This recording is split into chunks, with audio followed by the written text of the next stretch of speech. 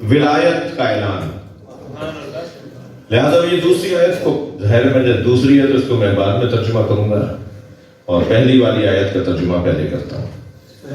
اور دوسری آیت کے لیے پہلی آیت مقدمہ ہے. ان بچوں سے کہہ رہا ہوں، یعنی اگر ہم یہ جاننا چاہتے ہیں کہ اللہ کی ولایت کی سنگینی کسے نصیب ہوگی، اگر ہم یہ جاننا چاہتے ہیں کہ رسول اللہ کی ولایت کا وزن کون اٹھا سکتا ہے، اگر ہم یہ جاننا چاہتے ہیں کہ مولا علی کی ولایت کی سنگینی کون سر پر لے کے چل سکتا ہے، تو ہر ایک کو اللہ یہ نعمتیں نہیں دیتا جب تک ان میں قابلیت اور اہلیت ایجاد نہ ہو. وہ جو قابلیت اور اہلیت ایجاد ہوگی وہ کچھ شرائط اور کچھ صفات کا نام رکھتی ہیں. یعنی میں یوں کہوں کہ کچھ شرائط ہیں، کچھ صفات ہیں جنہیں اگر اپنا لیا جائے تو پھر اللہ کی ولایت، رسول اللہ کی ولایت اور مولا علی کی ولایت مل سکے گی. 3 ولایتوں کا ذکر ہے نا، انما ولیکم اللہ، تمہارا ولی اللہ ہے، ورسولہ، اور اللہ کا رسول ہے، والذین، اب تیسرے کی بات ہو رہی ہے. یا تو نام تم بتاؤ یا جو ہم بتا رہے ہیں اسے مانو. یعنی ولایت تیسری بھی ہے. تیسری صلوات پڑھ لے ذرا محمد والا.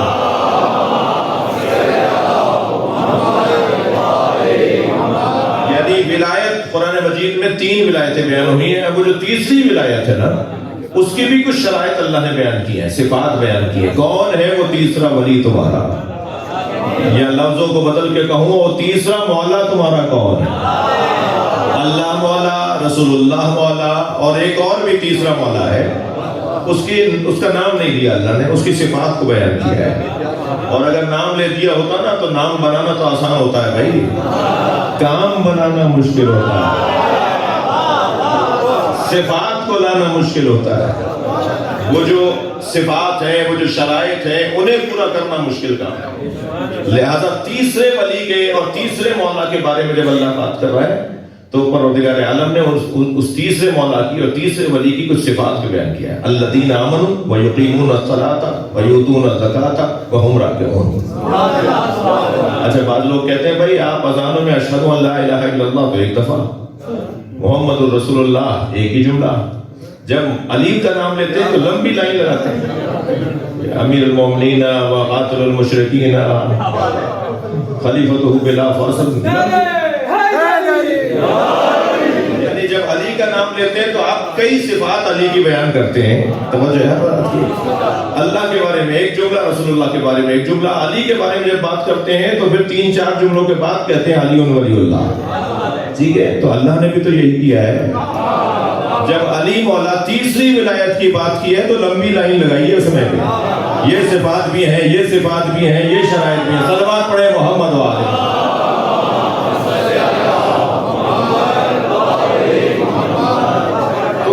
یہ تو طے ہے کہ قرآن مجید میں اللہ نے ایک جگہ نہیں، لفظ بدل کے، طریقہ بدل کے 3 حکمرانوں کی بات کی ہے، 3 ولیوں کی بات کی ہے، اولی الامر کا تذکرہ کیا ہے، صاحبان ایمان کی شرائط کو بیان کیا ہے. لہذا پہلا ولی اللہ اس آیت میں انما ولیکم اللہ ورسولہ، اللہ کا رسول، والذین آمنوا والذین یقیمون الصلاۃ ویؤتون الزکاۃ وہم راکعون. وہ جو ایمان لایا. اچھا، ممکن ہے کوئی کیسا بھی، تو کتنے وسیع میدان ہے اللہ نے رکھا ہے، ہر ایمان لانے والے کو ولی بنایا ہے. تو بہت روشن سی بات ہے کہ جو ہر ایمان لانے والا تو ولی ہو جائے، اور جو اس وقت ایمان لایا ہو جب دنیا میں نہ آیا، جو اس وقت ایمان لایا ہو جب کسی نے ایمان پیش نہ کیا ہو، جو اگر یہی قاعدہ ہے تو پھر اس کی تو اولویت بنتی ہے نا ولایت کی، کہ جو ایمان لانے میں سب سے پہلا ہو. جب شام سے خط آیا نا مولا علی کے نام تو مولا کائنات نے جواب میں نظم کی صورت میں جواب لکھا. تو اس میں حضرت نے فرمایا تھا کہ سبقتکم الی الاسلام ترا، تم میں سے کسی کا پتہ نہیں تھا اور میں اسلام لانے والا تھا. سبقتکم الی الاسلام ترا مقرا بالنبوۃ بطن امی، میں نے ماں کے شکم میں نبی کا کلمہ پڑھا. ابھی میں دنیا میں آیا نہیں تھا کہ میں نبی کا کلمہ پڑھنے والوں میں سے، اور جب دنیا میں آ گئے ہیں تو اب یہ تقسیم کے بوڑھوں میں فلاں اور جوانوں میں فلاں اور عورتوں میں فلاں شخصیت اور بچوں میں حضرت علی، یہ جو تقسیم ہے نا، تو پہلے میرا سوال یہ ہے اپنے طالب علموں سے کہ ایمان لانے کے لیے کیا سن و سال کی ضرورت ہے؟ جب ایمان لانے کے لیے سن و سال کی ضرورت نہیں ہے تو پھر علی سب سے پہلے ہیں۔ مولا علی نے سب سے پہلے مولا نبی کا کلمہ پڑھا ہے۔ تو یہ تو قرآن میں ہے۔ ایک اور جگہ ارشاد ہوا یا ایھا الذین آمنوا اطیعوا اللہ واطیعوا الرسول واولی الامر منکم، وہاں بھی 3 اطاعتیں ہیں، اللہ کی، رسول کی اور اولی الامر کی۔ اس بحث میں نہیں جا رہا کہ اولی الامر کی اطاعت جو اللہ نے واجب قرار دیا تو ہر حاکم، ہر بادشاہ، ہر سربراہ، ملک کا، مملکت کا سربراہ اولی الامر کہلائے گا، یہ اس لیے ہم نہیں مان سکتے۔ علمی بات ہے، علمی بات سے اختلاف ہو سکتا ہے، ہم اس لیے نہیں مان سکتے یہ بات کہ یہاں پر اطاعت مطلق ہے، یعنی اس کی اطاعت کرو، اور اس کی اطاعت رسول کی اطاعت کے فوراً بعد ایک ہی جملے میں بیان ہوئی ہے، اطیعوا اللہ واطیعوا الرسول واولی الامر منکم، اللہ کی اطاعت کرو، رسول اور اولی الامر کی اطاعت کرو۔ تو رسول اللہ کی اطاعت میں جتنا دم اور طاقت ہے اتنا ہی رسول کی جگہ بیٹھنے والے کی اطاعت میں دم و طاقت ہے۔ لہذا یہ عام حکمران نہیں ہو سکتا، یہ ہر حکمران نہیں ہو سکتا۔ ایک تفصیلی بحث کر رہا ہوں، قرآن سمجھنے کی کوشش کر رہا ہوں اور قرآن کی آیات کے اوپر غور کر رہا ہوں، اور اس کے علاوہ کچھ اور نہیں۔ تیسرا عنوان یہاں اولی الامر کا عنوان ہے، یہاں تیسری ولایت کا تذکرہ ہے۔ اب یہ تیسری ولایت اللہ، رسول اور پھر اس کی کہ جو ایمان لایا، جس نے نماز قائم کی اور جس نے حالت رکوع میں زکات دی، 3 صفتیں بیان ہوئی ہیں۔ جو صاحب ایمان ہے، اور جس نے نماز قائم کی، اور جس نے حالت رکوع میں زکات دی۔ یوں تو عزیزان گرامی قرآن میں ایک آیت نہیں ہے اقیموا الصلاۃ وآتوا الزکاۃ، اقیموا الصلاۃ وآتوا الزکاۃ، نماز قائم کرو اور زکات دو، نماز قائم کرو اور زکات دو۔ تاریخ ابدیت میں واحد علی مولا گزرے ہیں جنہوں نے نماز میں ہی زکات دی ہے۔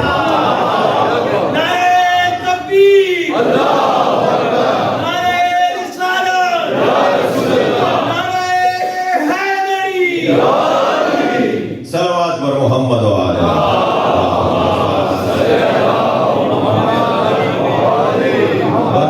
پڑھنے کے بعد زکات ادا کرتی ہے امت، مولا وہ ہیں جنہوں نے نماز میں ہی زکات ادا کی ہے۔ میرے عزیز، میرے بھائی، میری جان، اہل سنت علماء کہتے ہیں کہ مولا علی نے اپنی ابا شانے سے گرا دی تھی جب فقیر نے آ کے، سب پتہ ہے نا بچوں کو کہ جب مسجد میں مولا نماز پڑھ رہے تھے اور ایک فقیر مسجد میں آیا اور اس نے آواز لگائی کہ اس نے کہا کہ کوئی ہے جو اللہ کی خاطر مجھے دے۔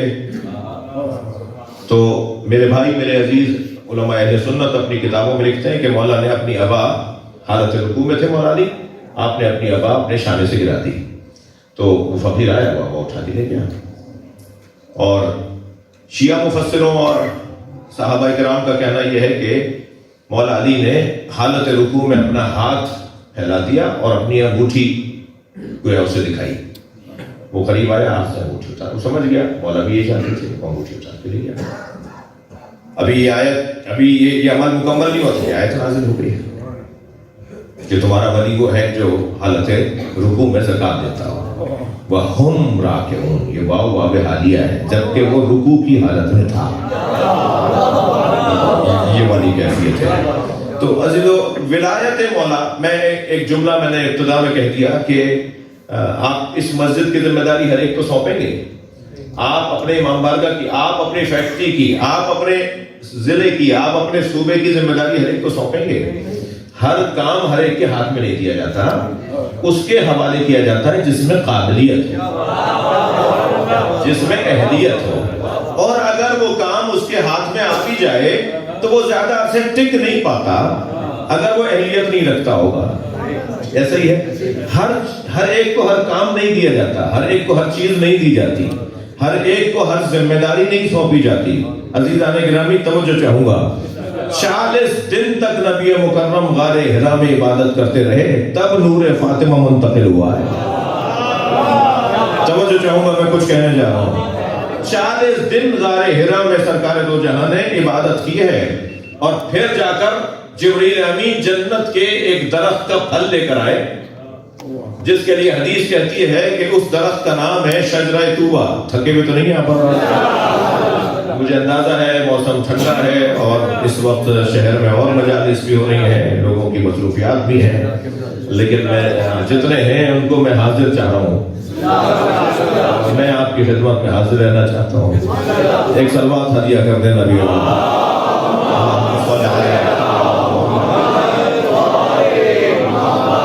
ایک ایسا درخت جنت میں جس کے لیے حدیث قدسی میں ہے کہ غرس اللہ بیدہ، اللہ نے اپنے ہاتھوں سے وہ درخت لگایا۔ کیا پیغام ہے اس کے اندر؟ اللہ نے شجرہ طوبہ جسے اللہ نے اپنے ہاتھوں سے لگایا ہے، اور اس درخت کی جڑوں سے، اس درخت کی جڑ سے 3 نہریں نکلتی ہیں جو پوری جنت کو سیراب کرتی ہیں۔ یعنی جنت بھی پل رہی ہے تو وہ اس درخت کے تصدق میں پل رہی ہے، جنت بھی سج رہی ہے تو وہ اس درخت کے تصدق میں سج رہی ہے۔ معین، سلسبیل، تسنیم، یہ نہروں کے نام ہیں۔ معین، سلسبیل، تسنیم، کیا بچے تو رہو گے؟ تسنیم، یہ 3 نہریں ہیں جو اس درخت کی جڑ سے نکل کے پوری جنت کو سیراب کرتی ہیں۔ اس درخت میں ایک ہی پھل لگا ہے جسے نور فاطمہ کہا ہے۔ سبحان اللہ، سبحان اللہ، محمد وآل بیت محمد صلی اللہ علیہ وسلم۔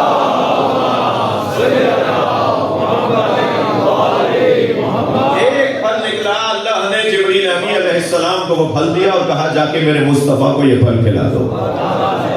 اور ادھر 40واں دن مکمل ہو رہا تھا سرکار کی ریاضت کا، محنت کا، سرکار کی عبادت کا، روزے بھی رکھ رہے ہیں، نمازیں بھی پڑھ رہے ہیں۔ 40 دن غار حرا کے اندر حضرت خدیجہ روٹیاں، حضرت خدیجہ کھانا افطار اور سحری لے کے جاتی تھی حضرت نبی مکرم کے لیے۔ تو جب مکمل ہو رہا ہے دن تو وہ جبریل ظاہر ہوئے، جبریل نے آ کے سلام کیا سرکار کو اور کہا اللہ نے آپ کے لیے ہدیہ بھیجا ہے، اور یہ جنت کا پھل ہے۔ جنت کا پھل زمین پر وہی کھا سکتا ہے جو جنت دے سکتا ہو۔ یہ کسوٹیاں ہیں جو میں جلدی جلدی دے رہا ہوں، یہ قائنہ قانون ہے، فارمولہ ہے۔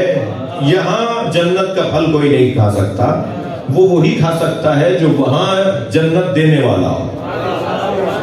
یہاں وہ پھل، وہ غذائیں یہاں پر لی نہیں جا سکتی بدن میں، اس لیے کہ یہاں کی غذاؤں کے اثرات بدن پہ پڑتے ہیں، جنت کی غذاؤں کے اثرات بدن پہ نہیں پڑتے۔ تھوڑا سا گردن ہلائیے گا اگر بات جاری ہو۔ بھائی حضرت مریم علیہ السلام کے لیے جنت سے کھانا آیا نا، قرآن جب حضرت زکریا نے آ کے دیکھا حجرہ بند تھا، تالا باہر سے لگا کے گئے تھے، کھولا تو اندر حضرت مریم کو چھوڑ کر گئے تھے، ان کی حفاظت کی خاطر باہر سے تالا ڈال کے گئے تھے کہ ان کا احترام رہے، ان کی حفاظت رہے۔ لیکن جب اندر آئے تو کیا دیکھا؟ دسترخوان لگا ہوا ہے، طرح طرح کے کھانے چنے ہوئے ہیں اور بہترین لذیذ کھانے دسترخوان پہ لگے ہوئے ہیں۔ فرمایا ان اللہ کے ہاتھا، اے مریم یہ کھانا کہاں سے آیا، یہ دسترخوان کہاں سے سجا؟ اس لیے کہ دروازہ تو باہر سے بند تھا، خود چابی بھی انہیں کے ہاتھ میں تھی، کوئی جا بھی نہیں جا سکتا تھا اندر لے کے۔ تو حضرت مریم نے فرمایا ہوا من عند اللہ، یہ اللہ کی طرف سے جنت سے آیا ہے، اور اللہ جسے چاہے بغیر حساب عطا کر دے۔ یہ آیت قرآن مجید میں سورہ مریم کے اندر موجود۔ جب خیبر کی فتح کے موقع پر مولا کائنات نے کیونکہ جنگ خیبر کو فتح کیا تو نبی نے، سرکار نے مولا کو مال غنیمت میں سے ایک لباس دیا جسے قطیفہ خیبری کہا جاتا۔ اس لباس کا نام بھی ہے انتہائی قیمتی لباس، جس پہ ہیرے جواہرات جڑے ہوئے ہیں، سونے کی تاروں سے وہ لباس بنا ہوا ہے، اس پہ نگار بنے ہوئے ہیں، مخملی کپڑے سے بنا ہوا وہ لباس ہے۔ مولا نے خیبر سے مدینے آتے تک رستے میں اسے ٹکڑے ٹکڑے کر کے فقیروں کو سبحان اللہ۔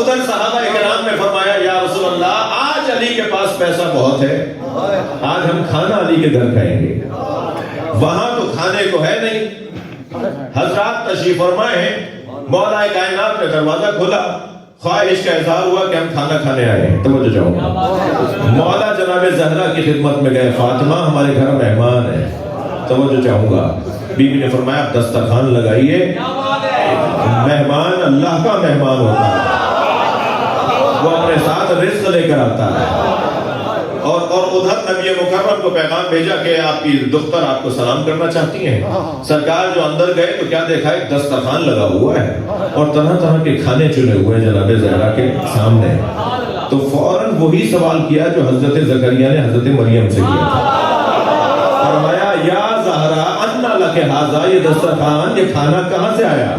تو بی بی نے وہی جواب دیا جو جناب مریم نے دیا تھا، سرکار نے پیشانی سجدے میں رکھ کر شکر کا سجدہ ادا کیا اور پھر مولا علی کی طرف دیکھ کے فرمایا جب یہ آیت نازل ہوئی تھی تو میں سوچتا تھا کہ اللہ میری فاطمہ کو یہ مقام کب دے گا، اللہ میری فاطمہ کو یہ مقام کب دے گا۔ بات یہاں مکمل نہیں ہوئی، جو میں آپ کو سنانا چاہ رہا تھا وہ اب آئی ہے بات۔ نبی نے اس دسترخوان کے کھانوں کی طرف اشارہ کر کے فرمایا ھذہ جفنۃ التی یاکل منھا القائم، یہ وہی دسترخوان ہے جس سے ہمارا قائم کھانے کھائے گا۔ صلوات پڑھ لیں امام زمانہ کے لیے۔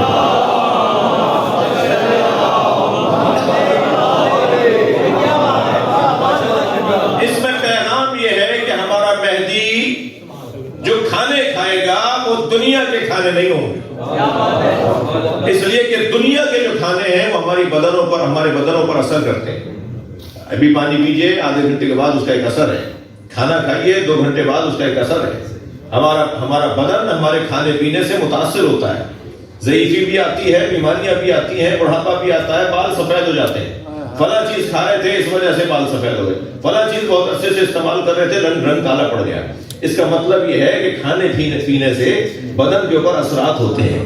وہ جو کھانا بدن کو متاثر کرتا ہے وہ دنیا کا مادی کھانا ہے، لیکن جو جنت کا کھانا ہوتا ہے وہ بدن کو متاثر نہیں کرتا۔ لہذا جب حضرت مہدی ظہور فرمائیں گے تو 40 سال کے ہوں گے، بھائی 1150 سال کے تو اب ہو گئے، حضرت کی اس وقت تو عمر 1150 سال ہے، لیکن جب ظہور فرمائیں گے تو 40 سال کے ہوں گے۔ یہ کیسے تضاد ہے کہ ہماری باتوں میں؟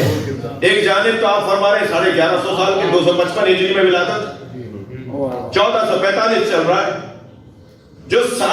جو صدیوں کا وجود رکھتا ہو وہ جب ظہور فرمائے گا تو 40 سال کا ہوگا۔ کیا مطلب ہے؟ یہ دونوں باتوں کو کیسے جوڑیں گے؟ یہ بات بہت روشن ہے، جو جنت کے کھانے کھاتا ہے اس کی عمر بڑھتی نہیں ہے، اس کی عمر رکی رہتی ہے، اس کا بدن کھانوں سے متاثر نہیں ہوتا۔ 40 سال کا بھی فلسفہ وہ یہ ہے کہ رسول کی بعثت کا فلسفہ تھا، سرکار دو جہاں 40 سال کی عمر میں اعلان نبوت فرمائیں گے، وہی فلسفہ ہے کہ اب ان کا آنے والا، ان کی طرف سے آنے والا بھی جب آئے گا تو 40 سال کی عمر میں آئے گا۔ دقت آپ کی ہے میرے ساتھ؟ میں ایک جگہ بیٹھا ہوا تھا تو گفتگو ہو رہی تھی، وہ فرمانے لگے کہ جی آپ کے تو عقائد ہمیں کچھ سمجھ میں نہیں آتے، تو میں نے کہا جی آپ کا حق ہے کہ آپ اعتراض کریں اور مجھ پر لازم ہے کہ میں اس کی وضاحت کروں، یعنی محبت سے، پیار سے، طریقے سے، انداز سے میں اس کی وضاحت کروں۔ اور یہی میں ایک جملہ کہہ دوں، میرے سنی بھائی تشریف فرمائے ہیں، میری جان تشریف فرمائے ہیں، ہم فقہی طور پر جیسے اہل سنت کی مختلف فرقے ہیں، ایسے شیعوں میں بھی مختلف فقہا اور مراجع تقلید کے فتاووں کے اوپر عمل کیا جاتا ہے۔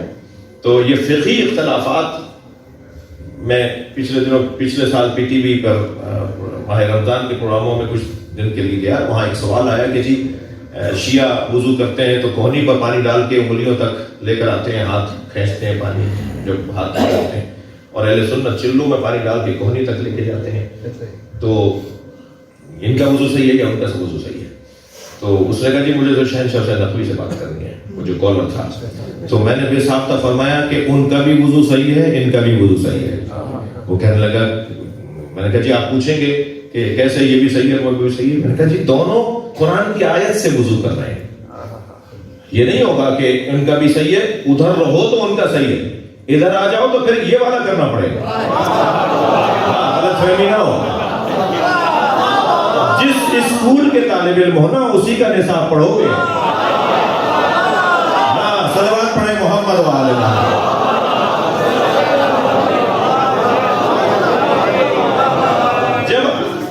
جب اس اسکول میں ہے تو وہاں کی تعلیم کے مطابق ٹھیک ہے, وہ ان کا وضو صحیح ہے, ان کی نماز صحیح ہے, کیونکہ اس اسکول میں ایسے قرآن فَغْسُلُوا وُجُوهَكُمْ وَأَيْدِيَكُمْ إِلَى الْمَرَافِقِ. اب آیت تو وہی ہے نا, وضو کی آیت جو شیعہ جس سے وضو سمجھتا ہے, اور وہی آیت ہے جس سے میرا بھائی وضو سمجھتا ہے. اور آیت یہ کہہ رہی ہے کہ اپنے چہرے کو دھو اور اپنے ہاتھوں کو دھو کوہنیوں تک. ہمارے بھائیوں نے الا بمانا انتہا لیا تو ابتدا یہاں سے کیا, انتہا یہاں کیا. اور ہم نے الا بمانا مع لیا, ہم نے ترجمہ کیا, ہم نے سمجھا الا بمانا مع, یعنی ہاتھ دھو کوہنیوں سمیت. سمجھ ہے؟ جب ہم نے یہ سمجھا آیت سے کہ الا بمانا مع ہے, تو پھر اس کا مطلب یہ ہوا کہ کوہنیوں کو بھی دھونا ہے, کوہنیوں سمیت ہاتھ کو دھونا ہے. انہوں نے یہ سمجھا الا سے کہ الا بمانا انتہا ہے, تو انہوں نے کہا کوہنیوں تک دھونا ہے. تو وہ بھی قرآن کی آیت سے وضو کر رہے ہیں, یہ بھی قرآن کی آیت سے وضو کر رہے ہیں. تو بہت ساری چیزیں ہمارے ہاں. تو ایک صاحب کہنے لگے جی آپ کے عقائد بہت سارے جو میں نہیں سمجھ میں آتے. میں نے کہا جی میں حاضر ہوں, طالب علم ہوں, بات کرتے ہیں اور آپ فرمائیں تو ہو سکتا ہے میرے پاس جواب وہ نہیں ہوگا تو آپ سے معافی مانگ لوں گا, آپ سے معذرت کروں گا. تو فرمانے لگے کہ آپ کہتے ہیں کہ حضرت مہدی کی ولادت ہو گئی؟ میں نے کہا جی ہو گئی. کہنے لگے کب ہوئی؟ میں نے کہا 255 ہجری میں. اب کیا چل رہا ہے؟ مثلا مثال ابھی کی لے لیتے 1445. تو کہنے لگے کہ وہ اب تک زندہ ہے. میں نے کہا جی زندہ ہے. کہ نہیں کیسے ہو سکتا ہے, اتنا طویل کوئی عمر رکھتا ہو اور وہ زندہ ہو. تو میں نے کہا کہ ایسا نہیں ہو سکتا. تو حضرت خضر زندہ کیسے ہیں, حضرت الیاس زندہ کیسے ہیں, حضرت عیسیٰ زندہ کیسے ہیں, اللہ حضرت عیسیٰ علیہ السلام زندہ کیسے ہیں, حضرت ادریس علیہ السلام کیسے زندہ ہیں. 4 نبی اللہ نے زندہ رکھے ہوئے ہیں. ان کو طویل عمر دے کر بتایا کہ زندہ رکھنے والا اللہ ہے. پہلی تو موٹی سی بات یہ ہے کہ یہ مثال تو پہلی دفعہ کی تو ہے نہیں, کہ ایسا ہوا ہی نہیں کبھی. دوسرا جب حضرت ظہور فرمائیں گے تو حضرت کی عمر 40 برس کی ہوگی. تو انہوں نے کہا ہاں ہم بھی تو یہ کہتے ہیں کہ پھر وہ 40 برس پہلے ہی دنیا میں آئے ہوں گے, تبھی تو 40 برس کی عمر ہوگی. میں نے کہا نہیں, وہ آئے ہوئے تو انہیں سینکڑوں سال ہو گئے, مگر عمر 40 سال پہ رکی ہوئی ہے. کہنے لگے یہ کیسے ممکن ہے؟ میں نے کہا جی ایسے ممکن ہے کہ تھوڑا سا بھی اگر ہم غور کریں تو اللہ کی خالقیت اور اس کی قادریت کا جلوہ ہے. اللہ کی قادریت کا جلوہ ہے. اللہ قادر ہے, وہ ایسا کر سکتا ہے. کہنے لگے مجھے نہیں سمجھ میں آ رہا. میں نے کہا حضور آپ کب پیدا ہوئے تھے, کتنے سال کے ہو گئے آپ؟ تو کہنے لگے میں 70 سال کا ہوں, مجھے 70 سال کی عمر ہو گئی ہے. میں نے کہا 70 سال پہلے جب آپ ماں کے شکم سے دنیا میں آئے تھے تو آپ سر کے بال بھی لے کر آئے تھے اور بھموں اور پلکوں کے بال بھی لے کر آئے تھے. مگر 70 سالوں میں اگر آپ نے سر کے بال نہ کاٹے ہوتے تو اب تک ایڑیوں تک آ گئے ہوتے. مگر آج تک آپ نے پلکیں اور بھمیں نہیں کاٹی ہیں. ایک کی عمر رک کر بتا رہی ہے, اللہ روکتا ہے. ایک کی عمر بڑھ کر بتاتی ہے, اللہ بڑھاتا ہے. صلوات پڑھنے محمد والے.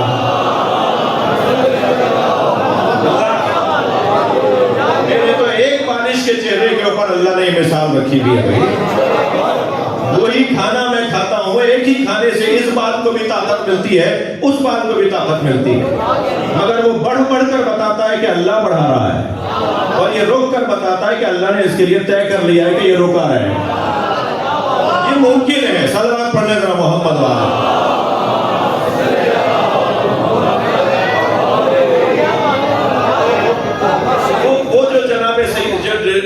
رسالت ماں فرما رہے نا, هذه جفنة التي يأكل منها القائم. یہ وہی دسترخوان ہے جس سے ہمارا قائم کھانے کھائے گا. یعنی ایک اشارہ تو سرکار کا یہ کہ یہ ہی جنت کا کھانا ہے جس سے ہمارا قائم بھی کھانے کھایا کرے گا. یعنی وہ جو کھائے گا وہ جنت سے آئے ہوئے کھانے کھائے گا. اور دوسرا ایک اور نقطہ بھی ہے. آپ کی ولائی سماعتیں, آپ کی مولائی سماعتیں میرے ساتھ ہیں, تو میں ایک جملہ اور ہدیہ کر رہا ہوں. کیا فرمایا سرکار نے؟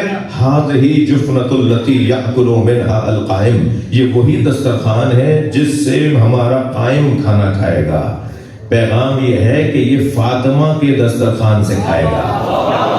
میں لفظوں کو بہتر کر لیتا ہوں، ساری کائنات امام مہدی کا کھاتی ہے، امام مہدی جناب زہرا۔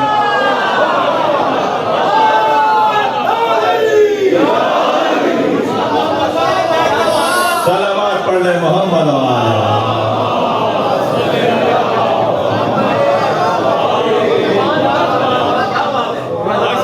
یہ جو صاحب ولایت وجود ہے، اس وجود کو برداشت کرنا، پہاڑوں نے برداشت نہیں کیا، زمینوں نے برداشت نہیں کیا، آسمان نے برداشت نہیں کیا، اس وجود کو برداشت کرنے کے لیے اپنے اندر اہلیت چاہیے۔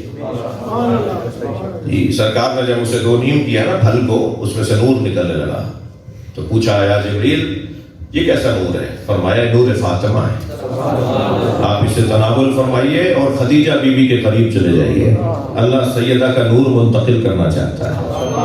اور نبی مکرم جب غار سے آئے اور جناب خدیجہ کے قریب آئے، نور منتقل ہوا، جسے کراچی کے شاعر جناب کوثر نقوی صاحب دو مصروں میں بڑا حسین انہوں نے باندھا ہے، بڑا مشہور ان کا شعر ہے، وہ کہتے ہیں اے جبین مصطفیٰ یہ تو بتا، اے جبین مصطفیٰ یہ تو بتا کتنے سجدوں کا صلہ ہے فاطمہ، کتنے سجدوں کا صلہ ہے سیدہ کی ذات پر صلوات۔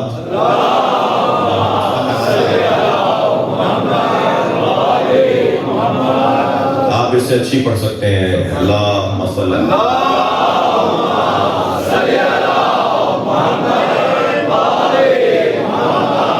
دیر ہو جائے تو بھائی مجھے معاف کر دیجیے گا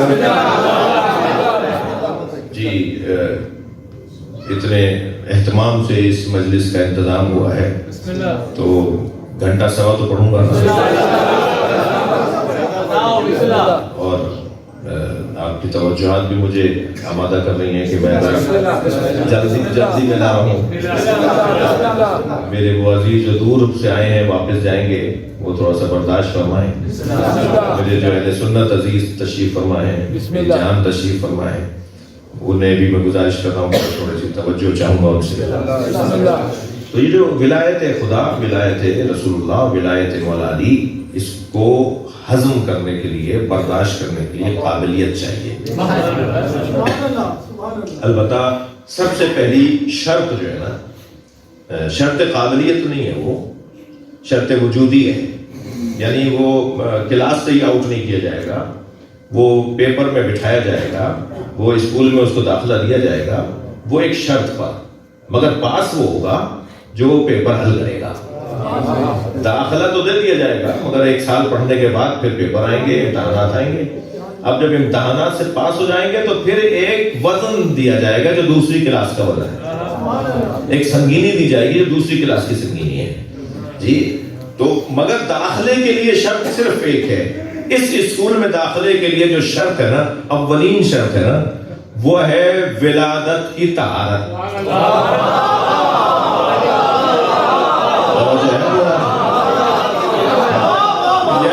یعنی حلال رستے سے دنیا میں آیا، جو حلال رستے سے دنیا میں نہیں آیا وہ اللہ رسول اور مولا علی کی ولایت کو قبول نہیں کر سکتا، اس میں قابلیت ہی نہیں ہے، اس میں اہلیت ہی نہیں ہے اس ولایت کو قبول کرنے۔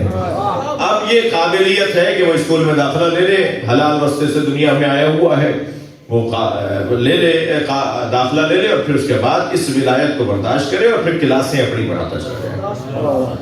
تو وہ جو کلاسیں بڑھانی ہے نا، اس کا کچھ نصاب ہے جو اللہ نے بیان کیا ہے۔ تھکیں گے نہیں میری بات، ایک اعتبار سے تو میرا مضمون اب شروع ہونے جا رہا ہے۔ وہ جو قابلیت ہے، وہ جو کلاس کی قابلیت ہے، وہ جو کلاس بڑھنے والا مرحلہ ہے، اس کے لیے کچھ نصاب اللہ نے مرتب کیا ہے۔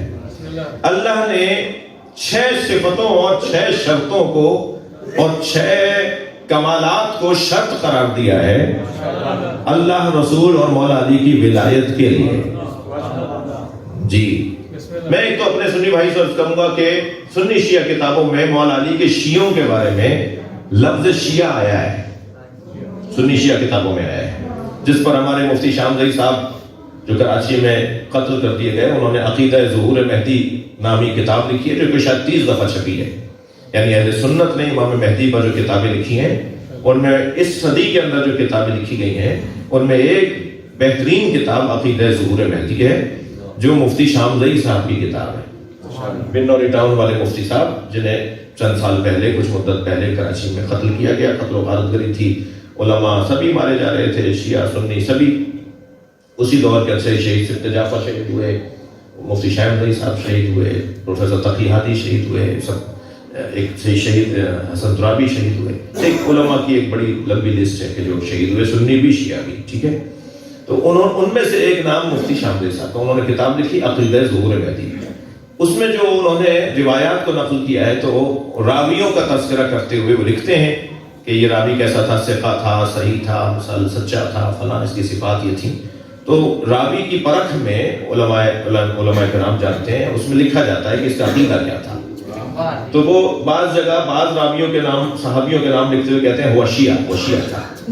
تو پھر جب 4-6 دفعہ ایسا آ گیا تو ایک جگہ انہوں نے حاشیہ ڈالا ہے، یعنی اسی کتاب کے صفحے پہ نیچے ایک لکیر ڈال کے، جو جہاں حوالے بھی لکھے جاتے ہیں کتاب کے اندر، وہاں انہوں نے ایک حاشیہ ڈالا ہے، اور حاشیہ ڈالا ہے کہ میں جو بار بار لکھ رہا ہوں کہ یہ صحابی شیعہ تھا، یہ راوی شیعہ تھا، تو یہ بات واضح ہو جائے کہ شیعہ آج کی پیدائش اور آج کے لوگ نہیں ہیں۔ شیعہ مسلک بہت پرانا مسلک ہے۔ ہاں یہ اور بات ہے، مفتی صاحب کا جو جملہ ہے میں مجھے وہی لکھنا ہوگا، ہاں یہ اور بات ہے کہ آج کے شیعہ میں اور کل کے شیعہ میں فرق ہے۔ میں کوئی بحث، کوئی اختلاف نہیں کر رہا، اور ممکن ہے کہ کوئی کسی اعتبار سے ان کی بات صحیح ہو، لیکن اتنا ضرور ہے کہ انہوں نے یہ اپنی کتاب میں لکھا ہوا ہے کہ یہ شیعہ کوئی نئی بات نہیں ہے۔ صحابہ کرام میں بھی شیعہ تھے، تابعین میں بھی شیعہ تھے، تبع تابعین میں بھی شیعہ تھے، توجہ ہے نا۔ تو میں یہ عرض کر رہا ہوں کہ لفظ شیعہ، مولا علی کا شیعہ، اس کے اندر ہم تو بڑے سینہ چوڑا کے کہتے ہیں وہ کون ہے شیعہ، وہ کون ہے سنی۔ ارے بھائی شیعہ سنی، خاص طور پر شیعہ ہونے کے لیے بڑا جگر چاہیے، بڑا حوصلہ چاہیے، بڑی طاقت چاہیے، بڑی صفات چاہیے۔ ہر ایک کو ائمہ نے اپنا شیعہ نہیں کہا۔ میں اور آپ بہت کارنامہ کریں گے، میں اپنے جیسوں کے لیے کہہ رہا ہوں، آپ میں سے بہت سے یقیناً ان صفات پہ پورا اترتے ہیں جو شیعوں کی صفات امام صادق نے بتائی۔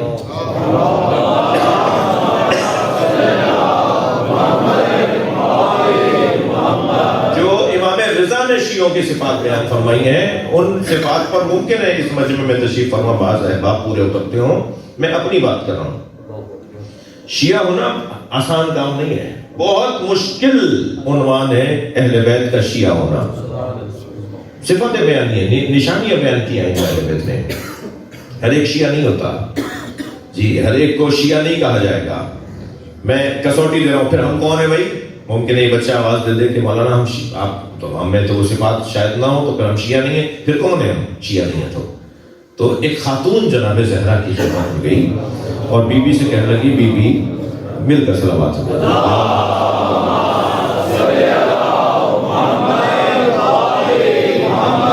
بی بی سے جا کر کہا، بی بی میرے شوہر نے آپ کے پاس مجھے بھیجا ہے، اور انہوں نے کہا ہے کہ بی بی سے جا کے پوچھو کہ ہم ان کے اوامر پر اور ان کے نواہی پر مکمل عمل نہیں کر پاتے، یعنی جو انہوں نے کہا یہ کرو یہ کرو یہ کرو یہ کرو، ان میں سے بہت سی چیزیں ہم نہیں کر پاتے، اور جو آپ نے ہمیں روکا ہے، ہم اسے بعض چیزوں سے اس میں مبتلا ہو جاتے ہیں، وہ کام ہم کر بیٹھتے ہیں، مگر ہم رکتے نہیں ہیں، لیکن ہمارے دل میں آپ کی محبت ہے۔ تو جا کر پوچھو، میرے شوہر نے کہا ہے میں آپ سے آ کے پوچھوں کہ میرا شوہر کہتا ہے کیا ہم آپ کے شیعہ ہیں؟ بی بی نے فرمایا اگر تم ہمارے حکم سے سرتابی کر دیتے ہو اور ہماری منع کردہ چیزوں پر بھی عمل کر لیتے ہو، مگر تمہارے دل میں ہماری اولویت اور محبت موجود ہے، تو تم ہمارے شیعہ نہیں ہو، محب ہو۔ یہ سیدہ کی تعبیر تھی، یہ محب ہو۔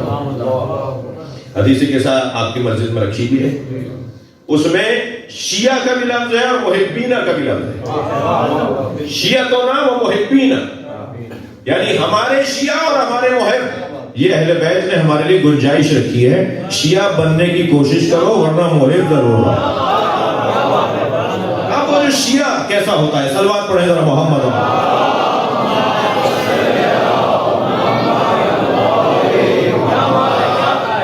اب ان کی جو جو صفات اسی آیت کی پہلی آیت میں، یہ کون سی آیت میں نے پڑھی ہے؟ 55ویں آیت، سورہ مائدہ کی 55ویں آیت، انما ولیکم اللہ ورسولہ والذین آمنوا والذین یقیمون الصلاۃ ویؤتون الزکاۃ وهم راکعون. یہ آیت 55ویں آیت ہے. اس سے پہلے والی 54ویں ہوگی. 54ویں آیت کیا ہے؟ سنیے. یا ایھا الذین آمنوا من یرتد منکم عن دینہ، اے صاحبان ایمان اگر تم میں سے کوئی دین سے پھر گیا.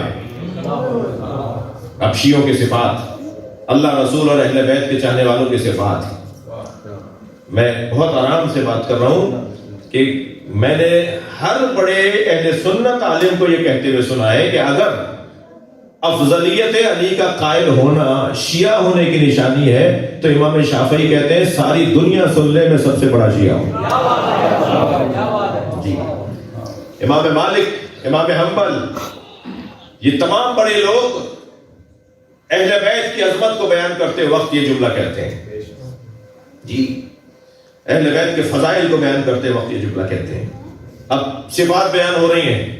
یا ایھا الذین آمنوا من یرتد منکم عن دینہ، اے صاحبان ایمان اگر تم میں سے کوئی دین سے پھر گیا، فسوف یأتی اللہ بقوم، تو اللہ ایک قوم کو لے کر آئے گا.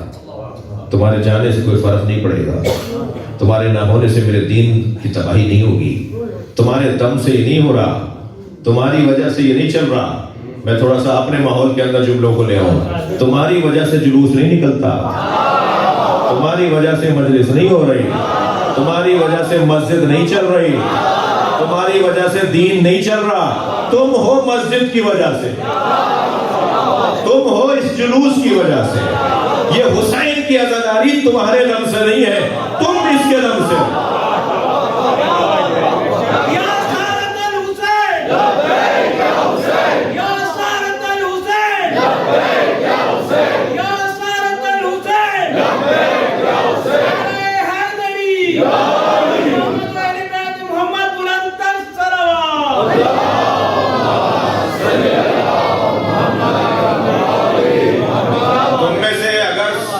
چلے گئے تو کچھ نہیں ہوگا. من یرتد منکم عن دینہ، جو بھی دین سے پھر جائے گا خبردار اس کے جانے سے کچھ نہیں ہوگا.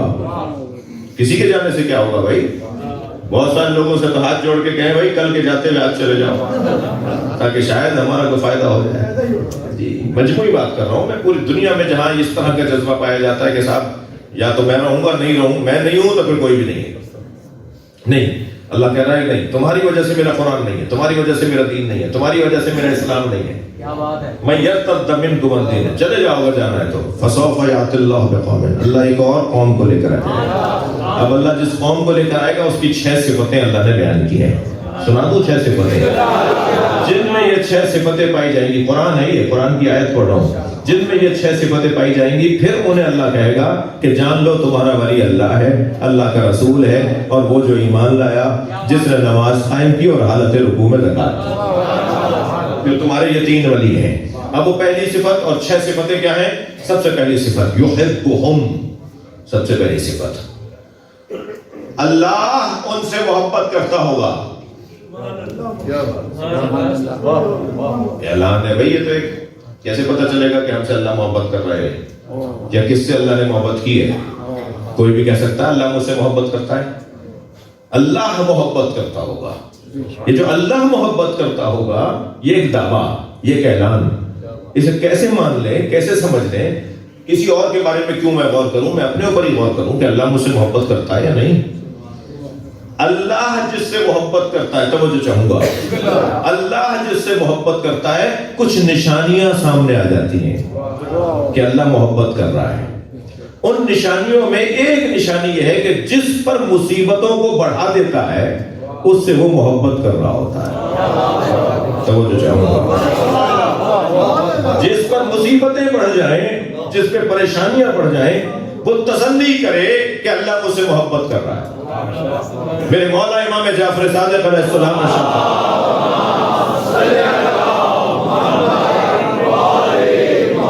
فرماتے ہیں کہ جس مومن کی زندگی میں، توجہ میرے ساتھ ہے، جس مومن کی زندگی میں 40 دنوں میں ایک مرتبہ بھی مصیبت نہ آئی ہو، وہ اپنے ایمان کی تجدید کرے، وہ مومن نہیں رہا.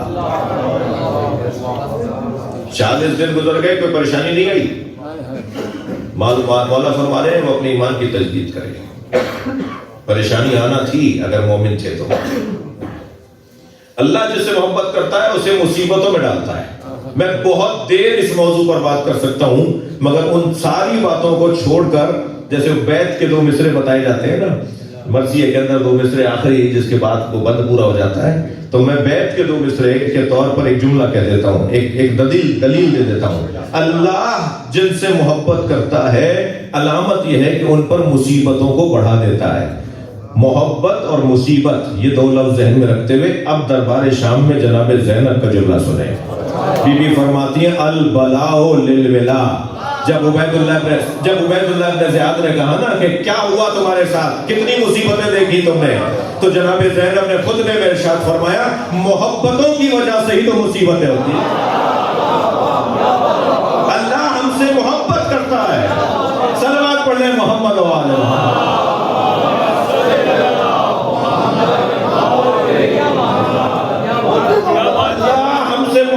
کرتا ہے اس لیے ہمیں مصیبتوں میں اس نے مبتلا کیا ہے. اس کی طرف سے اتنی مصیبتوں کا آنا دلیل ہے کہ اللہ ہم سے محبت کرتا ہے. یہ دلیل کہ اللہ جس سے محبت کرتا ہو، قرآن کہہ رہا ہے یحبہم، یہ دلیل کہ اللہ جس سے محبت کرتا ہو اس کا علامت اور نشانی مصیبتوں کا آنا ہے. جتنی مصیبتیں بڑھیں گی اتنا یہ مضبوط ہوگا. جتنا مضبوط ہوتا چلا جائے گا اللہ کی محبت بڑھتی چلی جائے گی، اور جب یہ صبر کی انتہا پر پہنچے گا تو حسین کہلائے گا. مصیبتیں تھک جائیں اور صابر نہ تھکے، پریشانیاں جہاں تھک جائیں اور مصیبتیں برداشت کرنے والا وہاں کہے اور ہے تو آئے، کوئی اور مصیبت ہے تو آئے، اسے حسین کہتے ہیں. پھر محبت دیکھیے اللہ کی آپ نے حسین مولا کے ساتھ. مسائل نہیں پڑھا لیکن ایک جملہ کہہ رہا ہوں. پھر دیکھیے محبت اللہ کی امام حسین کے ساتھ کہ جس کے بدن پہ گھوڑے دوڑا دیے، جس کے لاشے کو 3 دن تک بے گور و کفن چھوڑ دیا. آج 1400 سال کے بعد امت مصطفیٰ میں سب سے زیادہ اسی کا چرچا ہے، اسی کی محبت ہے. اور یہ تو میں نے امت کا احترام کرتے ہوئے امت کا لفظ کہہ دیا، ورنہ ہر انسان خود کو حسینی بولتا ہے. خاص طور پر دنیا کے اندر اگر کوئی بہتری لانے کی بات کرتا ہے تو وہ بغیر امام حسین لا ہی نہیں سکتا. وہ جو بھی بہتری کی بات کرتا ہے وہ کہتا ہے میں حسینی ہوں. جی ہندوؤں کے اندر، عیسائیوں کے اندر، میں آپ میں سے بہت سو کا آنا جانا رہتا ہے باہر کے ممالک میں، غیر مسلم لوگوں کے ہاں جو امام حسین کا احترام ہے وہ ایک دیدنی ہے. ایک دلیل تو یہ ہے کہ جس سے وہ محبت کرتا ہے اسے مصیبتوں میں مبتلا کرتا ہے. توجہ. اور دوسری دلیل یہ ہے کہ جس سے وہ محبت کرتا ہے، جس سے وہ محبت کرتا ہے اس کو خلوص عطا کرتا ہے. بھائی میں اپنی قوم کا ایک درد بھی رہوں گا یہاں بیٹھ کے، میں اپنی قوم کا ایک درد بھی رہوں گا یہاں اور آپ کو بھی رلاؤں گا اپنے ساتھ. اسے خلوص عطا کرتا ہے. جس سے وہ محبت کرتا ہے اسے خالص بنا دیتا ہے، اسے خالص بنا دیتا ہے. اور جب انسان خلوص کی مشق بڑھا کر ایک مطلوب منزل تک لے جاتا ہے تو پھر وہ خالص نہیں رہتا، وہ خالص نہیں رہتا، مخلص بن جاتا ہے. یعنی اب اللہ کہتا ہے کہ اب میں اس کا محافظ ہوں. وہ اس درجے پر پہنچ جاتا ہے کہ پھر اللہ اس کا محافظ بن جاتا ہے. خلوص. بہت ساری کمیاں ہیں، بہت ساری کوتاہیاں ہیں. ان کمی کوتاہیوں میں عزیزان گرامی خلوص کی کمی کی کوتاہی. ایک عارف سے پوچھا گیا کیسے میں اپنے آپ کو سمجھوں کہ میں مخلص ہوں یا نہیں. میں تو کہتا ہوں میں مخلص ہوں، لوگ بھی بہت سے سمجھ لیتے ہیں کہ میں مخلص ہوں، لیکن میں کیسے اپنے آپ کو اطمینان دلاؤں کہ میں مخلص ہوں. انہوں نے فرمایا کہ مجمع کی عبادت اور تنہائی کی عبادت میں اگر فرق نہ ہو تو تم مخلص ہو. اور اگر مجمع میں تو بڑے جم کر تم نماز پڑھتے ہو اور تنہائی میں تمہاری عبادت کا حال خراب ہو تو سمجھو تم ریاکار ہو. ریاکاری سے کیسے بچیں، خالص کیسے ہوں، اس کی ایک کسوٹی، بہت وسیع مضمون ہے مگر ایک کسوٹی دے دی۔ میری قسمت بہت اچھی ہے بختیار بھائی، یہ نوجوان مجھے سننے کے لیے تشریف فرمائے، یہ بچے مجھے سننے کے لیے آئے ہوئے ہیں اور یہ بڑی سنجیدگی سے بہت دیر سے مجھے برداشت کر رہے ہیں اور مجھے امید ہے کہ یہ یہاں سے کچھ نہ کچھ ضرور لے کر جائیں گے۔ ہم بڑوں نے تو بہت سارے کام اچھے برے کر لیے، لیکن آئندہ تو ہمیں ان سے ہی توقع ہے۔ انشاءاللہ ہماری قوم کا، ہمارے ملک کا، ہماری ملت کا، ہمارے مملکت کا مستقبل اچھا ہے، اس لیے کہ ایسے ماشاءاللہ جوان ہماری مملکت کا مستقبل ہے۔ اللہ ان کی توانائیوں میں اضافہ فرمائے۔ پہلی صفت جلدی اب میں بہت زیادہ نہیں رکوں گا۔ پہلی صفت یحبہم، اللہ ان سے محبت کرتا ہوگا۔ دوسری صفت یحبونہ، وہ بھی اللہ سے محبت کرتے ہیں، اللہ سے محبت کرتے ہوں گے، وہ بھی اللہ سے محبت کرتے ہوں گے۔ بہت مثالوں کو چھوڑ کر ایک مثال دے رہا ہوں، جس کے پاس سب کے لیے ٹائم تو ہو، بھائی اس مثال پہ ناراض نہ ہوئیے گا، جس کے پاس سب کے لیے تو ٹائم ہو، اپنے رب کے لیے ٹائم ہو۔ 2 رکعت نماز نہیں پڑھی جا رہی، یہ اللہ سے کہاں محبت کرتا ہے؟ اللہ سے محبت کا ایک جلوہ تو یہ ہے کہ اس کے لیے وقت مقرر کیا، اس نے طے کیا ہوا ہے کہ فجر کی نماز ہے، ظہر اثر کی ہے، مغرب عشاء کی ہے، آ جاؤ پڑھنے کے لیے۔ اور پھر سرکار دو جہاں نے تو آسانی فراہم کر دی کہ میری امت ملا کے بھی پڑھ سکتی ہے، علیحدہ علیحدہ بھی پڑھ سکتی ہے۔ تو جب آپ ملا کر قریب کر کے نماز پڑھنے کی آپ سہولت رکھتے ہیں تو اس سہولت کو بھی اگر کوئی نہ لیتا ہو، اور دعویٰ قرآن کہہ رہا ہے کہ صفت یہ ہے، علی والوں کی صفت یہ ہے کہ وہ اللہ سے بھی محبت کرتے ہوں گے، یہ دوسری صفت ہے۔ تیسری صفت بھی سن لیجئے، ارشاد ہو رہا ہے اذلۃ علی المؤمنین، وہ مومنین کے سامنے متواضع رہتے ہوں گے، مومنوں کے سامنے تکبر نہیں کریں گے۔ اس کے دل کا حاکم اللہ ہے، اس کے دل کا حاکم رسول اللہ ہے، اس کے دل کا حاکم علی ہے، یہ مومن ہے، میں اسے لڑوں گا نہیں، میں اسے بھڑوں گا نہیں، میرا اس سے کوئی اختلاف نہیں ہوگا، میں اس اختلاف کو ختم کرنے کے راستے نکالوں گا، اختلاف بڑھاؤں گا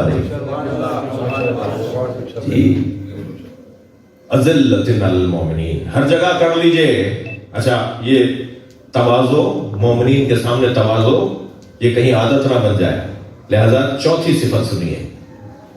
تیسری صفت اذلۃ علی المؤمنین، چوتھی صفت اعزۃ علی الکافرین، مگر کافروں سے اکڑ کر بات کرتے ہو۔ ہاں، تواضع تمہاری عادت نہ بن جائے، یہاں تواضع وہاں تکبر،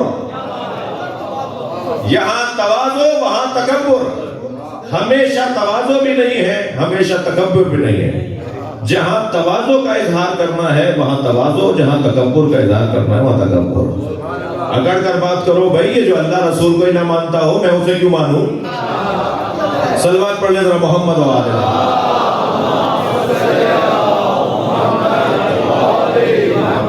اذلۃ علی المؤمنین اعزۃ علی الکافرین، یہ چوتھی صفت۔ پانچویں صفت سناؤں، یجاہدون فی سبیل اللہ، ہمیشہ کچھ نہ کچھ اللہ کی راہ میں کرتے رہتے ہو۔ بھائی کیا کر رہے ہو اللہ کے لیے؟ یہ نوکری تو تم اپنے لیے کر رہے ہو۔ کیا کر رہے ہو اللہ کے لیے؟ یہ کاروبار تو تم اپنے لیے کرتے ہو، یہ زمینداری تو تمہاری اپنی ہے، اللہ کے لیے کیا کر رہے ہو؟ وہ نماز پڑھنے گئے تھے، وہ نماز پڑھنے گئے تھے، یہ اللہ کے لیے نماز پڑھنے گئے تھے، یہ تو اللہ کی محبت کا اظہار ہے۔ اللہ کے لیے کیا کیا تم نے؟ اللہ کے لیے کچھ نہ کچھ کرتے رہنا۔ مثلا یہی جوان بیٹھے ہوئے ہیں، آج سوشل میڈیا کا زمانہ ہے، فرض کیجئے ایک مثال آ گئی میرے ذہن میں، آپ اسی رستے سے قرآن کے پیغامات کو اگر عام کرتے رہیں تو یہ اللہ کی راہ میں جہاد ہے۔ مثلا قرآن کی آیات کو لے لیجئے، ان کے ترجمے کو لے لیجئے، ان کی تفسیری کو ایک نقطہ لے لیجئے، اس کی پوسٹ بنا لیجئے، اس کا کوئی کیا کیا بولتے ہیں ہم لوگ سوشل میڈیا کے لوگ، جی اس کی ایک پوسٹ بنا کے اسے عام کر دیجئے۔ اب جس کے پاس بھی اللہ کا پیغام جائے گا تو آپ جہاد کرنے والوں میں شمار ہو۔ یہ ایک سامنے کی مثال میں نے دی ہے، اور 50 مثالیں ہو سکتی ہیں۔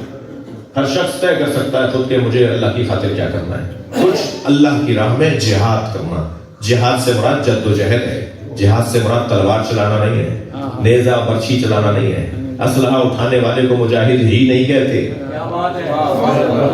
بلکہ یہ جو جگہ ہے نا جہاں سے میں بات کر رہا ہوں, یہاں تو جہاد کی اجازت جب تک امام معصوم نہ دے جہاد ہوتا ہی نہیں ہے. تو یہ جو جہاد قرآن میں آیا ہے, جو بیان ہو رہا ہے, یہ جہاد سے مراد جد و جہد ہے, کوشش ہے.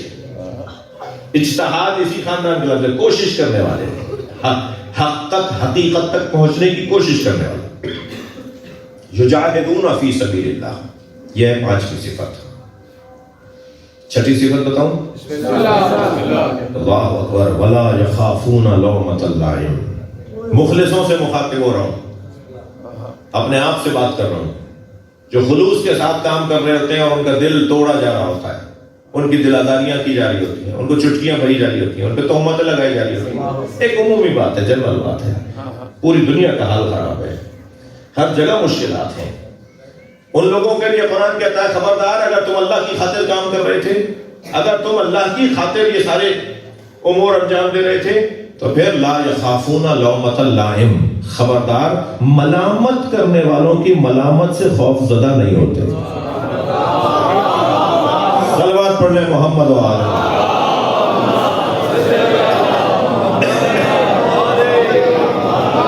ملامت کرنے والوں کی ملامت سے خوف زدہ نہیں ہوتے. اپنا تم کام کیے چلے جاؤ, اپنا تم کام کرتے رہو. تم ان کی خاطر تو کام کر نہیں رہے تھے, جس کی خاطر کر رہے تھے وہ تمہارے کام کو دیکھ رہا ہے. صلوات پڑھ لیں محمد و آل.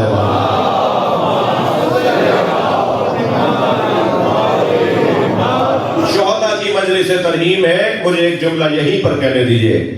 قومیات کے جو لوگ ہوتے ہیں, جو قومی خدمات انجام دینے والے مجاہد ہوتے ہیں, ان کی دل آزاری ہونا لازمی ہے. ہو نہیں سکتا کہ کوئی اجتماعی, سماجی, قومی, سیاسی, معاشرتی خدمات انجام دے رہا ہو اور اس کی دل آزاری نہ ہو. یعنی یہ طے شدہ ہے. جب یہ طے شدہ ہے تو بھائی آپ آئے کیوں تھے اس میدان میں؟ اگر آپ کا دل ہی اتنا بڑا نہیں تھا, آپ میں اندر کے اتنا حوصلہ ہی نہیں تھا, تو آپ آئے کیوں تھے میدان میں؟ اس میدان میں اگر آنا ہے تو پھر تیار ہو کر آنا ہے کہ یہاں چپتے ہوئے جملے سننے کو ملیں گے, تہمتیں سننے کو ملیں گی, پریشانیاں تمہیں سننے کو ملیں گی, مگر تم تو اس ہر پریشانی پر اپنے آپ سے کہو گے کہ میں ان کی خاطر کام کب کر رہا ہوں, میں تو اپنے مولا کی خاطر کام کر رہا ہوں, اور میرا مولا مجھ سے راضی ہے, میرے اندر کی آواز آ رہی ہے, میرا ضمیر مطمئن ہے اس لیے کہ میرا مولا مجھ سے راضی ہے. ایک جملہ کہا جاتا ہے, میری قوم نے مجھے دیا کیا ہے. قومیات میں بعض حضرات کو جب دل آزاری ہوتی ہے تو وہ بیچارے تھک کر اور دل برداشت ہو کے کہتے ہیں قوم نے دیا کیا ہے, قوم نے ہمارے ساتھ کیا کیا ہے. تو بھائی قوم کے لیے تو آپ نے کام ہی نہیں کیا تھا, آپ نے قوم کے لیے کام کیا تھا کیا؟ حسین کے چاہنے والوں کا ایجنڈا تو روشن ہے. توجہ چاہوں گا, امام حسین کے چاہنے والوں کا ایجنڈا بڑا روشن ہے. امام فرماتے ہیں جس نے مخلوق کی خاطر خدا کو چھوڑ دیا اسے نہ خدا ملا نہ مخلوق ملا, اور جس نے خدا کی خاطر مخلوق کو چھوڑ دیا اسے خدا بھی ملا اور اللہ اور مخلوق بھی ملا. جو خدا کی خاطر کام کر رہے ہوتے ہیں, جو اللہ کی خاطر کام کر رہے ہوتے ہیں, ان کے ساتھ پھر مخلوق خود بخود ہو جاتی ہے. قرآن کی ایک بڑی حسین آیت ہے, یہ تو ساری اس کی آیتیں حسین ہیں مگر میرے مضمون میں وہ آیت آ رہی ہے. اللہ ارشاد فرما رہا ہے یا ایھا الذین آمنوا, اللہ اکبر, ان الذین آمنوا, بسم اللہ الرحمن الرحیم, ان الذین آمنوا وعملوا الصالحات سیجعل لهم الرحمن ودا. جو صاحبان ایمان اور صاحبان کردار ہوتے ہیں ان کی محبت لوگوں کے دلوں میں رحمان ڈالتا ہے. صلوات پڑھ لیں محمد و آل.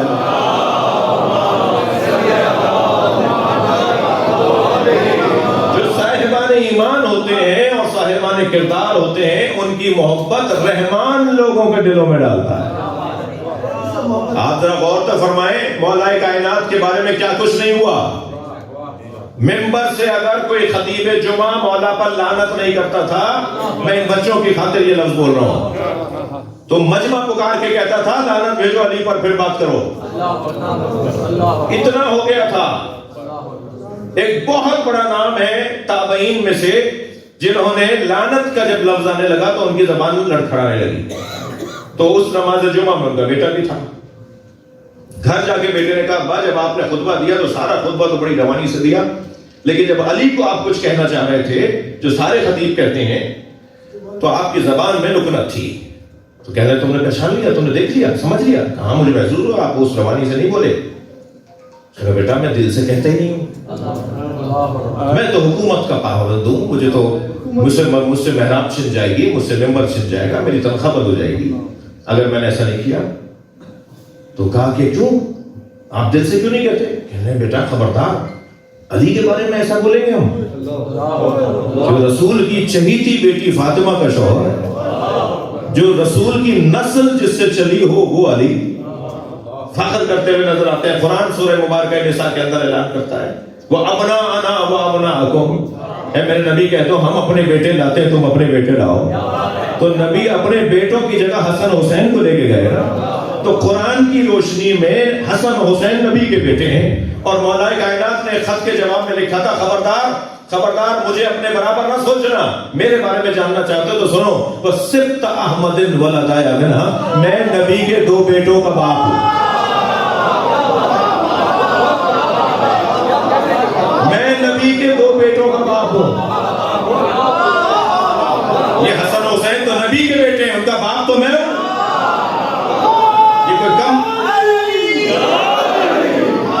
یہ کوئی کم مقام ہے. اور پھر انہوں نے فضائل پڑھے کہ علی کا یہ مقام, علی کا یہ مقام, اتنی عظمتوں والا وجود, اس پہ لعنت کیسے ہو سکتی ہے؟ تو بابا پھر یہ سب لوگ کیوں کر رہے ہیں؟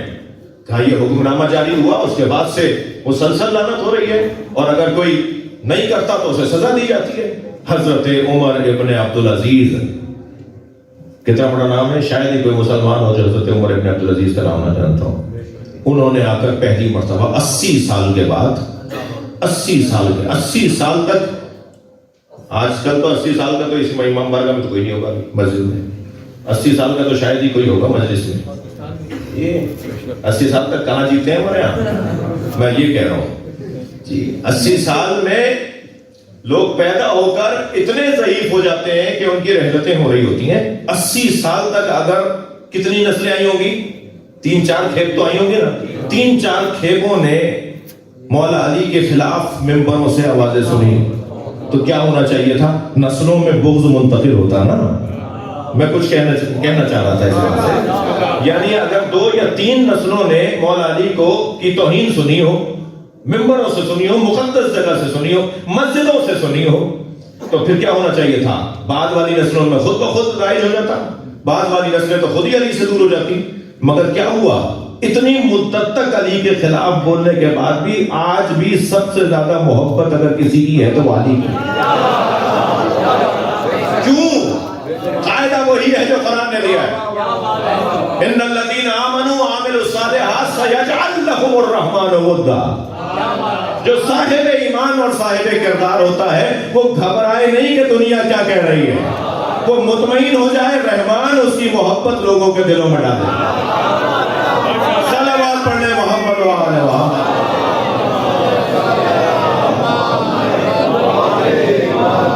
بس عزیزوں میں نے بہت دیر لگائی. لا یخافون لومۃ لائم, ملامت کرنے والوں کی ملامت سے وہ خوف زدہ نہیں ہوتا. بولنے دیجئے, کہنے دیجئے, کیا کریں گے. میں مطمئن ہوں, میرا اللہ مجھ سے خوش ہے, میرا ضمیر مطمئن ہے. ایسے افراد کو اللہ نے کیا کہا, ذالک فضل اللہ. یہ جو 6 صفتیں ہیں نا, یہ اللہ کا فضل ہے. یہ 6 صفتیں جو بیان ہوئی یہ اللہ کا فضل ہے. ذالک فضل اللہ یؤتی من یشاء, جس پر چاہے وہ اپنا فضل نازل کرتا ہے. یہ کہہ کر اس نے 3 ولایتوں کا اعلان کیا. اب تم ایسے ہو جاؤ تو انما ولیکم اللہ, اللہ کی ولایت تمہیں ہضم ہو پائے گی. رسول اللہ کی ولایت برداشت کر پاؤ گے, علی کی ولایت برداشت کر پاؤ گے. یہ تلوار سے زیادہ تیز, آگ سے زیادہ گرم, بال سے زیادہ باریک, یہ صراط مستقیم ہے ہی علی کی ولایت. بال سے زیادہ باریک ہے مولا علی کی ولایت جی,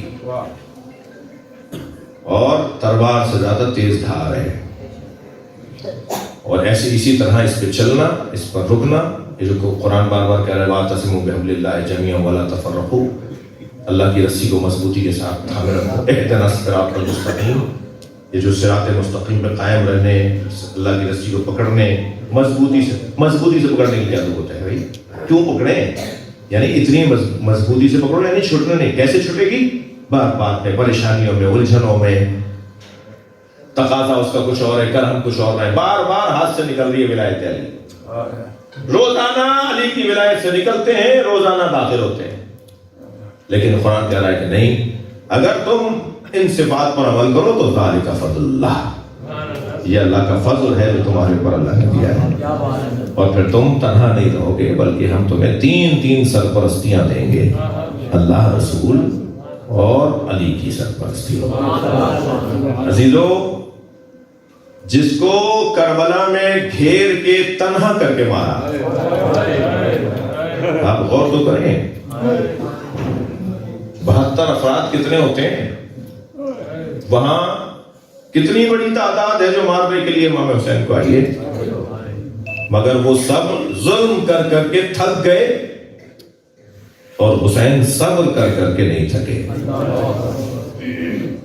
بلکہ جب خنجر چل رہا تھا حضرت کے گلو اقدس پر، تو ہر ضربت پر 13 ضربیں ماری ہیں، 13 ضربیں ماری ہیں مولا کے گلے پر، ہر ضربت پر حسین مولا اللہ کا ذکر کر رہے تھے، بسم اللہ، جب اس نے ماری تو مار ہو رہا تھا، بسم اللہ حسین بول رہے تھے، دوسری ضربت ماری وباللہ وفی سبیل اللہ وعلی ملت رسول اللہ تم علیہ کا انکا انت التواب، یہ ذکر ہے جو امام حسین حالت سجدہ میں خنجر چلتے وقت اپنی زبان پہ جاری کر رہے ہیں۔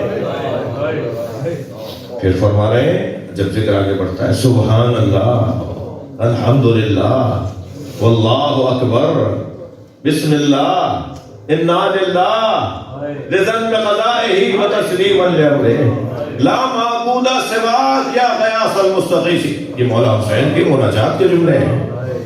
حسین شہید کیے جا رہے ہیں، ادھر خنجر چل رہا ہے، ادھر امام حسین کی زبان پہ اللہ کی تسبیح کے جملے آ رہے ہیں۔ کیا ہے حسین؟ یا آج یوں ہی میرے اور آپ کے دلوں میں امام حسین کی محبت سنی شیعہ کی تفریق کے بغیر ہر شخص اپنے اعتبار سے اہل بیت کی محبت کا اظہار کرتا ہے، کوئی کسی کا ٹھیکیدار نہیں ہے، کوئی کسی کا کو روکنے والا نہیں ہے، روکنا اس کا بنتا نہیں ہے۔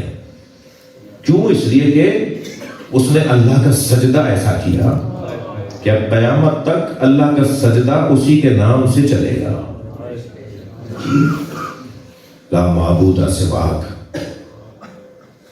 بلکہ ایک اور مولا کی مناجات کے 2 مصرے، اچھا شعر کہہ رہے تھے حضرت، شاعر حضرت تشریف فرما ہے، شعر کہنے کا ذوق رکھتے ہیں، شعر اس وقت تک نہیں ہوتا جب تک ذہنی سکون نہ ہو، اور جتنا ذہنی سکون ہوتا ہے اتنا ہی اچھا شعر ہوتا ہے۔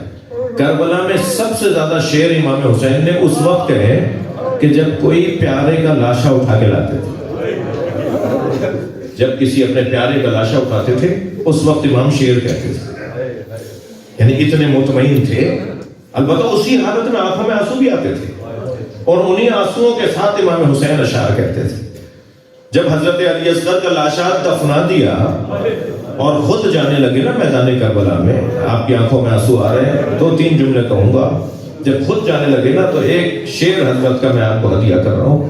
حضرت فرماتے ہیں ترکت الخلق طرا لہواک، ترکت الخلق طرا لہواک، یا اللہ میں نے ساری مخلوق کو تیری خاطر چھوڑ دیا۔ مناجات بھی اشعار میں اپنے ہی اشعار پڑھ رہے ہیں، فرماتے ہیں ترکت الخلق طرا لہواک وایتمت العیال لک اراک، اور اب میں اپنے بچوں کو یتیم بنا رہا ہوں تاکہ تیرا دیدار مجھے نصیب ہو جائے۔ اب میں اپنے سکینہ کو یتیم کر رہا ہوں، اجرکم اللہ، اجرکم اللہ۔ اب میں اپنے چھوٹے چھوٹے بچوں کو یتیم کر رہا ہوں، اب میں اپنی بیویوں کو چھوڑ کر آ رہا ہوں تاکہ تیرا دیدار مجھے نصیب ہو جائے۔ اور اس وقت میں جب امام حسین کے گلو اقدس پہ خنجر چل گیا، امام نے تسبیح کے جملے کہہ دیے، ادھر تسبیح پڑھی جا رہی ہے، ادھر کل خنجر چل رہا ہے، ادھر 70 قدم کے فاصلے سے بہر کھڑی دیکھ رہے ہیں۔ अजरुकुम अल्लाह।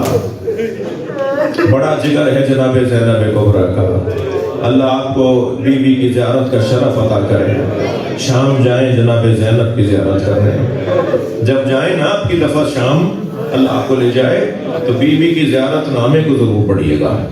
वो जो ज़ियारतनामा जो सलाम का तरीक़ा बताया ना हमें कि इस बीवी को सलाम कैसे करना है, उस ज़ियारतनामे के तीसरे सफ़े पे लिखा हुआ है, सलाम हो उस बीवी पर जो 11 मुहर्रम को बेकजाबा ऊंट पर बिठाई जा रही थी, तो वो नहर फुरात की तरफ रुख करके आवाज दे रही थी, अब्बास तुमने मुझे मदीने में सवार करवाया था और अब कोई करबला में ज़ैनब को सवार करवाने वाला नहीं रहा। अजरुकुम अल्लाह, अजरुकुम अल्लाह। जिनके मजहब में रोना जायज़ है वो तकल्लुफ करके ना रोए। जब आप बुलंद आवाज से रोते हैं ना तो इमाम जाफर सादिक दुआ देते हैं, इमाम रिज़ा दुआ देते हैं, या अल्लाह ये हमारे अमन को जिंदा कर रहे हैं। तो जब भी कभी मजलिस में बैठे तकल्लुफ करके ना रोए।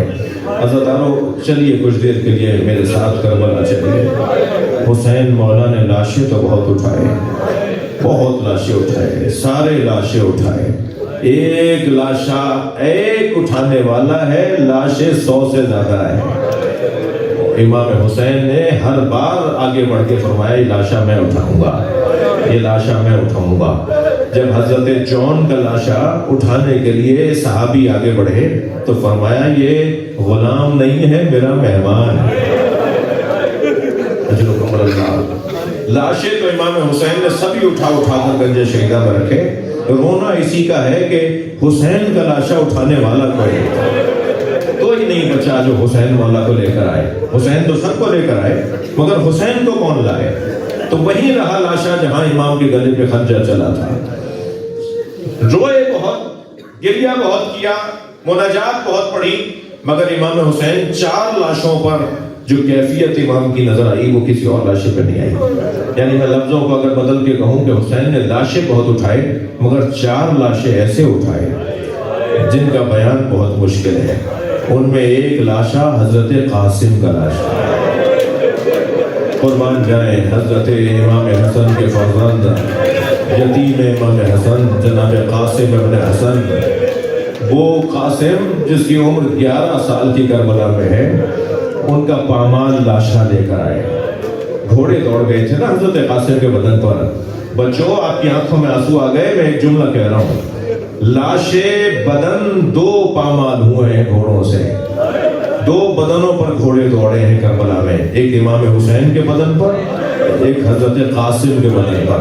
मगर दोनों में फर्क यह है कि एक पर जिंदगी में घोड़े दौड़े और एक पर जिंदगी के बाद घोड़े दौड़े, शहादत के बाद घोड़े दौड़े। हजरत कासिम पर उनकी जिंदगी में घोड़े दौड़ गए, जोड़ जोड़ अलहदा हो गया। बार बार आवाज आने लगी, चचा मेरी मदद करें। अजरुकुम अल्लाह, थकेंगे नहीं, मुझे 2-3 मंजिलें लेनी है। आगे बढ़े, मौला हुसैन ने लाशा उठाया और लाके गंज शहीदा में रख दिया। गंज शहीदा में जब लाके रखा तो क्या देखा, सारी बीवियां तो वहां खड़ी हैं, मगर इस बच्चे की मां नजर नहीं आ रही। यानी जनाबे उम्मे फरवा ज़ौजा इमाम हसन मुश्तबा वो वहां मौजूद नहीं थी। तो इमाम ने ताज्जुब से पूछा जनाब ज़ैनब से, बहन ज़ैनब भाभी उम्मे फरवा कहाँ है? तो खबर आई कि जब कासिम की शहादत की खबर आई थी तो उम्मे फरवा खैमे की पुष्ट की तरफ गई थी, खैमों की उस तरफ चली गई थी। तो जनाब ज़ैनब ने जाके देखा तो क्या देखा, पेशानी सजदे में है और जनाबे उम्मे फरवा तस्बीह पढ़ रही है, शुक्रन शुक्रा हक़्क़न हक़्क़ा, या अल्लाह तेरा शुक्र है तूने मेरी कुर्बानी कबूल कर ली। जैसे ही सजदा मुकम्मल हुआ तो जनाबे ज़ैनब की आवाज आई, भाभी आपको हुसैन बुला रहे हैं। आई वहां पर जहां कासिम का लाशा रखा था, इमाम हुसैन भी वहीं बैठे थे, अपने बच्चे का लाशा देख कर रोती रही। इमाम हुसैन को देख कर फरमाया, भाई हुसैन मुझे कासिम का कुर्ता दे दो, जिस कुर्ते में मेरा बच्चा शहीद हुआ है वो कुर्ता मुझे दे दो। इमाम ने कुछ नहीं कहा कि ये कुर्ता तो चाक चाक हो गया, तार तार हो गया, खून में भर गया, इस कुर्ते को क्या करेंगी आप? اسے اسی بدن میں اسی کپڑوں میں رہنے دیجئے، مگر فرمایا اس پہ کوئی کپڑا ڈال دو اور مجھے اس کا کرتا دے دو۔ ماں تھی نا، ماں کی آرزو تھی، امام نے کچھ ہی دیر میں وہ کرتا جناب ام فروا کو دے دیا۔ بی بی نے وہ خون بھرا کرتا اپنے خیمے میں لے جا کے رکھ دیا۔ عصر عاشور خیمے لوٹے، یہ قافلہ کوفہ گیا، شام گیا، شام میں اسیر رہا، اسیری سے رہائی ملی، اور جب رہائی ملی تو تبرکات واپس آئے، زیورات واپس آئے، لباس واپس آئے۔ اجرکم اللہ، ہر بی بی نے اپنی اپنی گٹھڑی اٹھائی ہوئی تھی۔ حضرت ام فروا نے اجرکم اللہ، اجرکم اللہ، حوصلے سے روئیے، حوصلے سے پرسہ دیجئے۔ بی بی نے اپنی گٹھڑی اپنے سینے سے لگائی ہوئی تھی، اور جب یہ قافلہ شام سے کربلا پھر کربلا سے مدینہ گیا نا تو بار بار فرمانے لگی میرا اونٹ جنت البقیع لے جاؤ۔ اجرکم اللہ، بار بار فرمانے لگی میرا اونٹ جنت البقیع لے جاؤ۔ جب جنت البقیع پہنچی، قبر امام حسن کے برابر میں بیٹھ کے گٹھڑی کھولی، خون بھرا کرتا نکالا، امام حسن کی قبر پر پھیلا دیا، اور ایک مرثیہ پڑھا، اے میرے والی تمہارے بچے کی نشانی لے کر قاسم نے وفاداری کا حق ادا کر دیا۔ قاسم جیسی قربانی کسی کی قربانی نہ تھی۔ اللہ لعنت اللہ علی القوم الظالمین۔